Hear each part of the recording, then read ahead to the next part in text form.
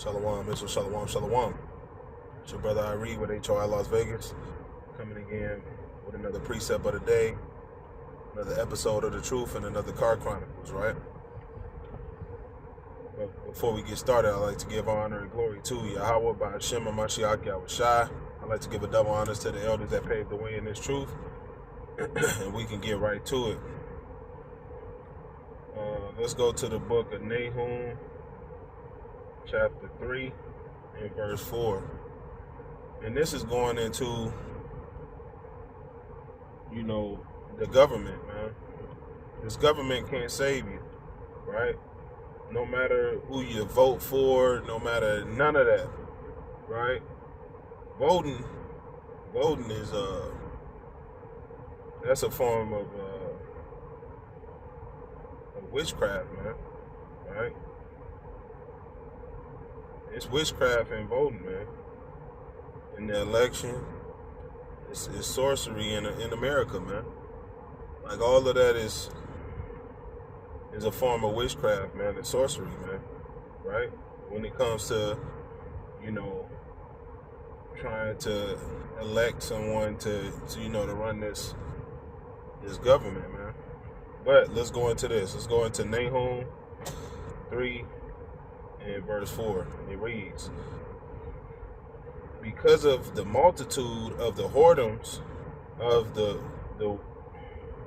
well-favored harlot, the mistress of witchcraft, that selleth nation through her whoredom, and families through her witchcraft. Verse 5, behold, I am against thee, saith the Lord of hosts, and I will discover thy skirt upon thy face, and I will show the nations their nakedness, and the kingdoms thy shame. Verse 6, and I will cast abominable filth upon thee, and make thee vile, and will set thee as a gazing stock. Right, so America is basically set up to beguile the masses of the people, right? Right? And anybody that's voting is committing a form of witchcraft, right? Let's get Exodus 22 and 18. It says, thou shalt not suffer a witch to live, right?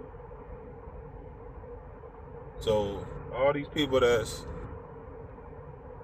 all these witches, man, these people that's doing those things, hey, man, it says the witches are going to receive judgment, man, for that wickedness, man, right?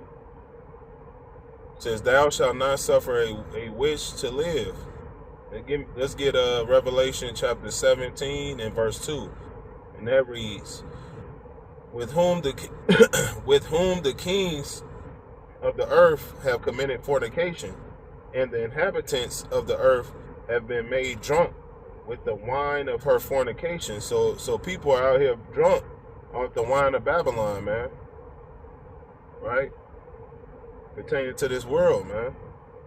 Right? So if you're thinking about, you thinking that the government is going to save you, man, you are mistaken, man. The only thing that's going to save you is you keeping the laws, statutes, and commandments of Yahweh by Hashem Yahushai.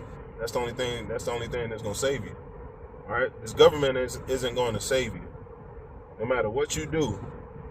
Let's go to the book of Isaiah chapter 9 and verse 6. It reads, for unto us a child is born, unto us a son is given, and the government shall be upon his shoulders, and his name shall be called Wonderful, Counselor, the Mighty God, the Everlasting Father, the Prince of Peace.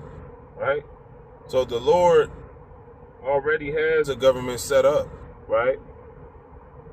So he don't need nobody to try to sit here and go voting on who we're gonna pick to run our government. It's already set up, right? It's already set up.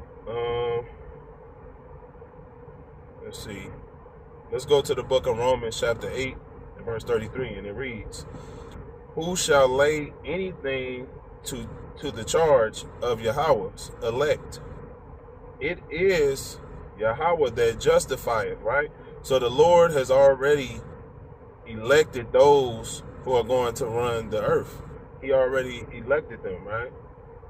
Right? So the Most High has already chosen who he wants to set up, to set this thing up. He already chosen them, who he wants to run the kingdom, right? You can't influence it. We can't influence who's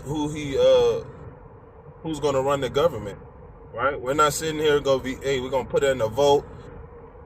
Oh, we're gonna vote for this brother, right? To run the it ain't like that. Yahweh Shem Yahushua already said who he's gonna set up, right?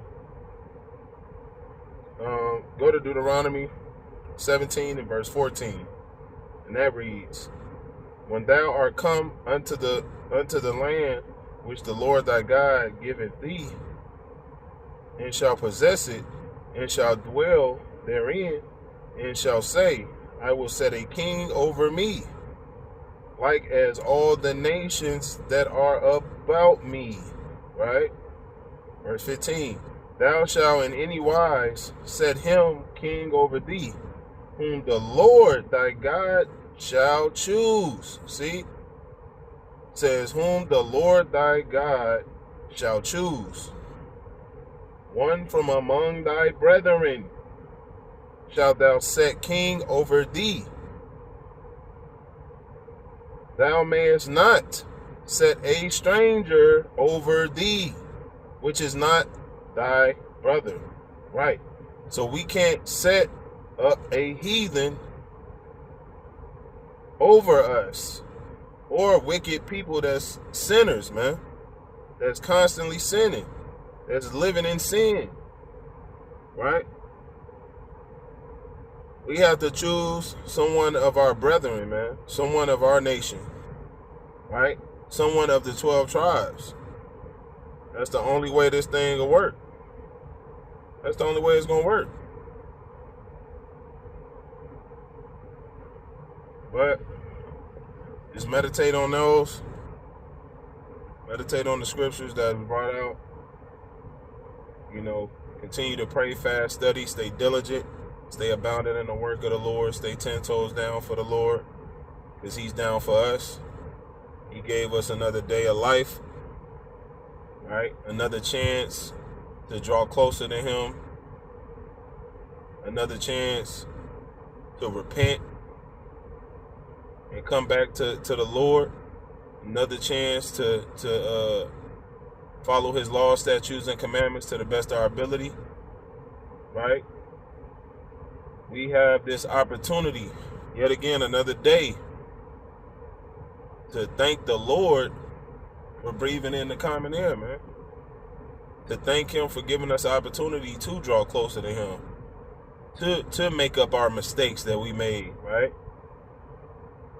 To clean up the mess that we made, man. Right? This is our chance. Every day he wakes us up, that's your chance to draw closer to him, to do right, to do better, right? To prove to him that you deserve to be in the kingdom. This is our chance, right? This is our opportunity. We need to take hold of the opportunity that he's given us and not make damn excuses, man, to why we can't do something for the Lord. There's no damn excuses in the world that we can come up with, man, because he did his part when he woke us up. So we have to do our part for the Lord, no matter what. Right? So just be mindful of that. When you wake up in the morning, you breathe, you know, that's another opportunity right there to thank the Lord, man. Thank you for giving me this opportunity to draw closer to you, to learn about the scriptures more, to get more closer to you, to build this relationship with you. Right? Well, with that, and remember, remember, this ain't a race. This is a marathon. We got to endure to the end. Continue to examine yourselves to get better. You know, write your goals down on things that you need to work on, your flaws, you know, that you want to get better at, that you want to, hey, make a to-do list, man, when it comes to yourself. Self-examination, man. Right? But with that, Shalom, I love you. Love all my people, man. Love y'all, Yasharala. And with that, Shalom.